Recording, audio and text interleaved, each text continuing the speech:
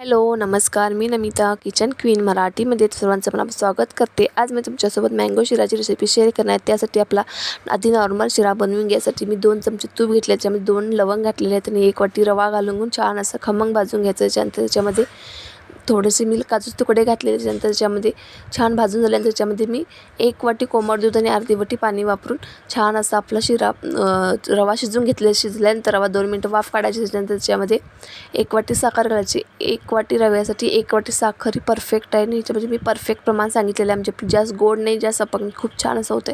जर तुम्हाला कमी जास्त गोड पाहिजे असेल तर तुम्ही करू शकता. तरी मी माझं प्रमाण योग्य सांगितलेलं आहे आणि आमच्या घरी गोड खातात त्याच्यामुळे मी गोड सांगितलेलं आहे. त्यानंतर ते छान शिरा बनवला आहे. त्याच्यानंतर मी 1 मँगो हापूस आंबा वापरलेला तो घालून घेतलेला आहे. त्याच्यानंतर त्याच्यामध्ये मी 4 ते 5 केशर काड्या घालून मस्त असा आपला शिरा बनवून तयार झाला. जर तुम्हाला पूर्ण डिटेलमध्ये व्हिडिओ पाहायचा असेल तर त्रिकोणावरती क्लिक करा, तुम्हाला डिटेलमध्ये व्हिडिओ मिळेल. थँक्यू. नेक्स्ट पुन्हा व्हिडिओमध्ये भेटूया.